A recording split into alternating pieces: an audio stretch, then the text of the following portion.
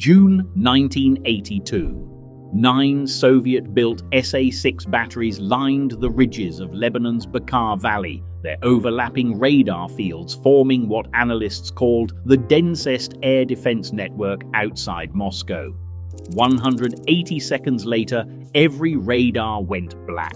19 of 20 batteries were neutralized. Over 80 Syrian fighters were destroyed. Pilots ejected under forces that shattered cervical vertebrae in one of 3 cases.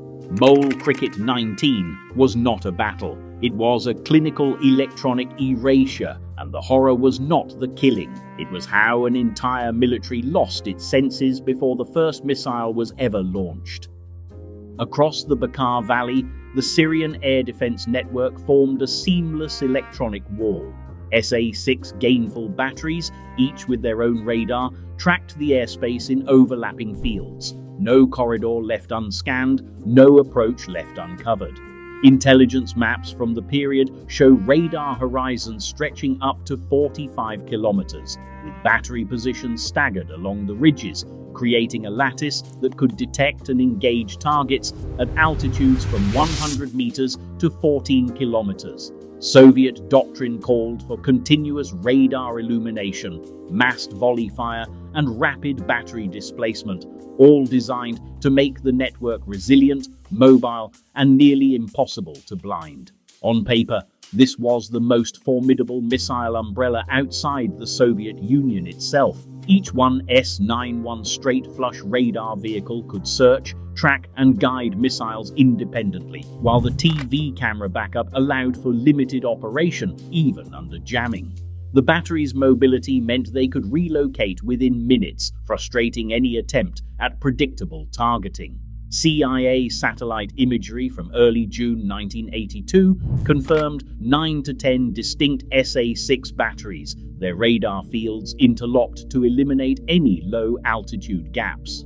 Israeli planners described the effect as a solid wall, a phrase that would echo in every briefing and after-action report. Yet, on June 9th, a 3-minute anomaly cut through this architecture. If you're enjoying this content, subscribe now. Israeli sources clocked a blackout, a window of exactly 180 seconds, where every Syrian radar in the valley went dark. Not a single pulse, not a single track. The number 180 became a clinical benchmark, a measure of how long it took for the densest Soviet-built air defense outside Moscow to be erased from the electromagnetic spectrum. One Israeli Air Force planner captured the shock. "We expected resistance. Instead, there was silence." This was not a failure of hardware or a gap in doctrine. It was an engineered absence, a moment when the entire sensory system of a military force vanished, leaving only the question, how could a network designed for autonomy and resilience be blinded so completely, so quickly? The answer lay not in the mechanics of the SAMs, but in the design of the attack that followed.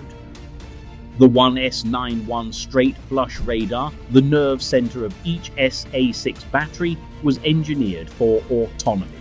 Its G and H band transmitter could scan out to 75 kilometers, searching for targets with a track while scan mode that promised independence from centralized control. Soviet designers built in a television camera backup, giving the system a fallback if the electromagnetic spectrum filled with noise. The doctrine was simple: illuminate, lock, launch, relocate. In theory, this made the SA-6 unpredictable and hard to blind, but the very features that enabled autonomy, constant radar emissions, rapid acquisition, and minimal external coordination became liabilities when confronted by deception engineering. Israeli Mastiff and Scout remotely piloted vehicles exploited those design choices. The Mastiff, with a radar cross-section under 0.01 square meters, slipped beneath the detection threshold of most search radars, but could be tuned to appear fighter-like when needed. Flight director logs from June 9th capture the moment. Scout 3, altitude 2000, lock acquired, transmission stable. The low signature of the RPVs forced Syrian operators to increase radar sensitivity, making the system more vulnerable to anti-radiation missile lock-on. The RPVs were not just scouts, they were engineered bait programmed to trigger the 1S91 automatic threat response.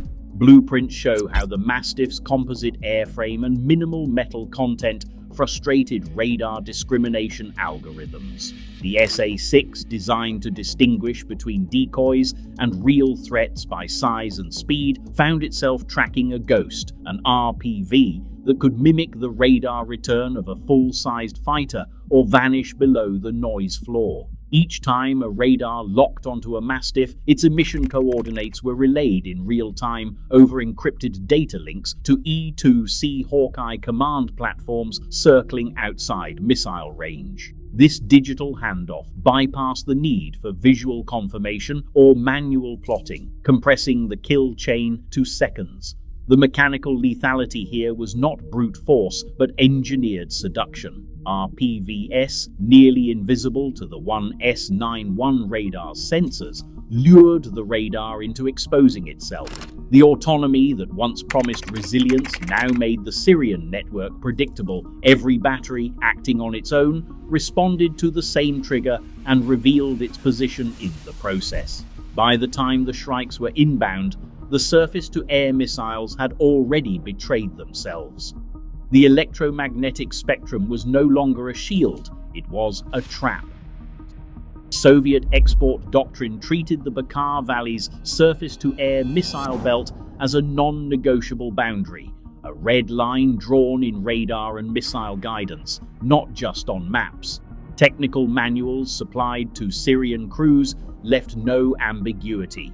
The 2K12 Kubi network was to provide uninterrupted overlapping coverage, its radars and launchers arrayed to deny Israeli aircraft any approach corridor, low or high, day or night.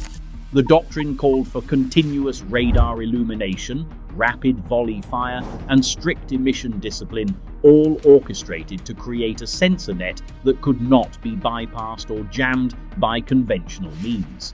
Israeli operational planners, working from captured export guides and reconnaissance intercepts, mapped these Soviet-imposed restrictions onto every mission plan. The red line meant that no Israeli ground force could cross the valley, and no strike package could enter the airspace unless the sensor belt was first erased from the spectrum. Every corridor, Sector Alpha along the Litany, Sector Beta towards the Damascus Highway, was blocked by interlocking radar fields. If you're enjoying this content, subscribe now. The effect was a permanent operational freeze, movement denied, air power grounded, the initiative ceded to the side with the stronger electromagnetic grip. This was not just a tactical problem. The Bekaa umbrella represented a strategic contract between